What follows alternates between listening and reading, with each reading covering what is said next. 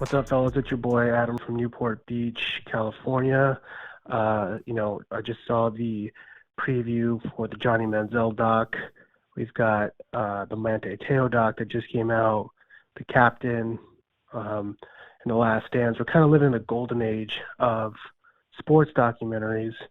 My question is, if you guys could create a sports doc or a sports doc series of an event in sports, a team, player, some storyline that hasn't been done yet, what would it be and what would you call it?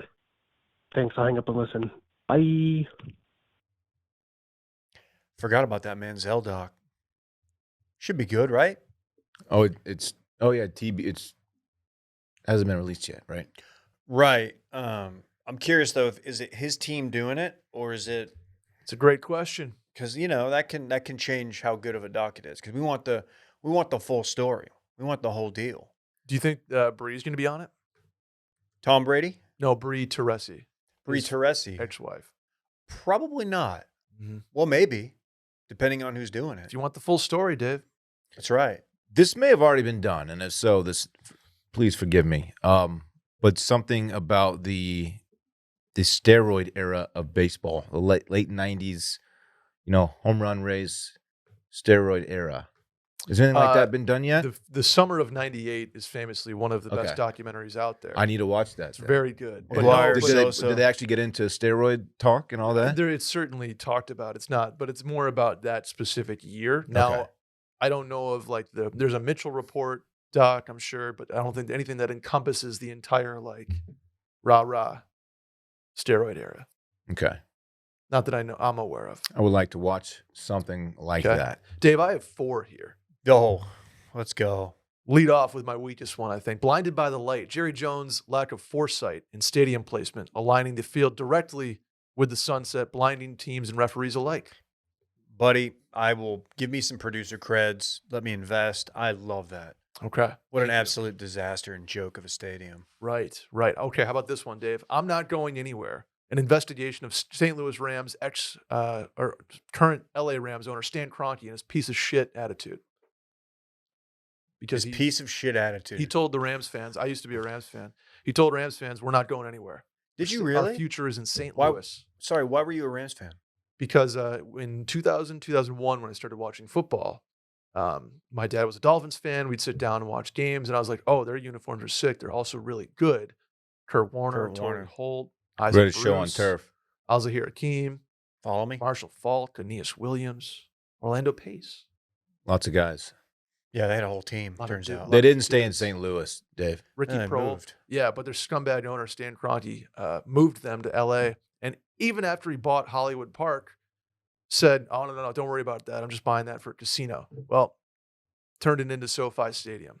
And then won a Stanley Cup and Super Bowl in the same year. So fuck him. Damn. He sounds a little sour. No, yeah. How about this one for a follow-up, Dave? This one called Deserted. Rust Belt professional sports teams and their economic and cultural impact on aging regions of the country falling victim to their reliance on tepid competition in the 70s and exporting of manufacturing production in the 1980s. That's pretty good. Thank you. I feel Does like that exist already, or did you just come up with that? I just came up with that. That's good.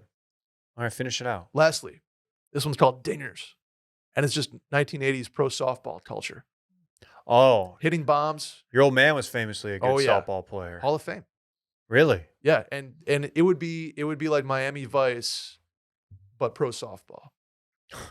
Okay. They hit Let's- bombs and they banged, Were they bang? water, a lot of hydration. They hit bombs and they banged. Wow, I didn't know anything. Was there a about drug those. culture? No, not at all. Steroids? Probably. Yeah. Gotta But, think so. No, it was all pro. The whole pro softball circuit in the 80s was like it's forgotten, but it was absolutely electric. The doc that I want to see, completely original idea here. I will call it The What House?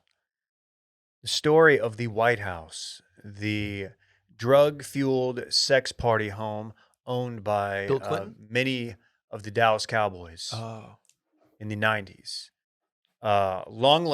There's articles written on it.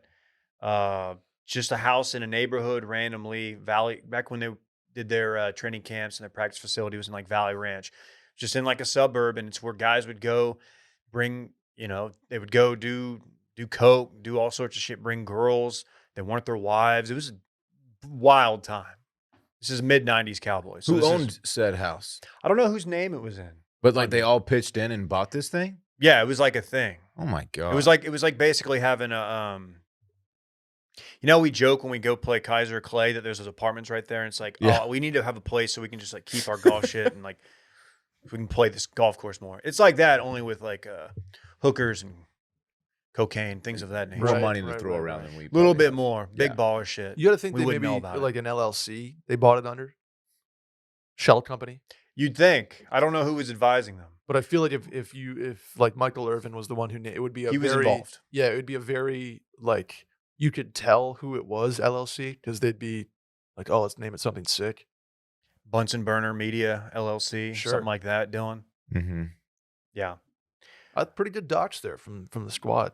This is in a article from sportscasting.com. It said Irvin was in charge of the house where Cowboys players went to, quote, play after practice or whenever they wanted to escape from their responsibilities at home. What happened inside the house is the stuff of legend.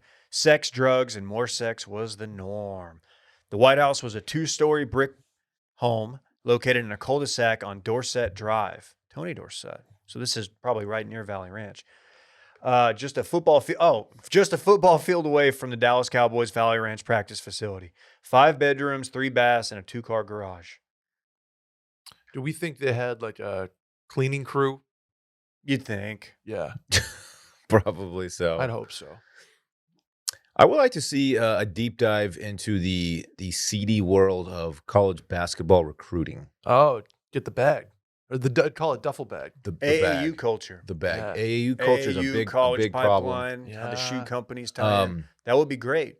But when Probably a guy, not good for Bill Self. when a guy from, and Ron Shaw. I'll use Texas as an example here, and I don't know how dirty this recruitment was, but when a guy from Maryland, who's like number 2 guy in the country, goes to play basketball for Texas, a team that has pretty much no historical relevance. Kevin Durant, by the way, that's who I'm talking about. Oak Hill. Like, how do you get that guy to play for They- Texas?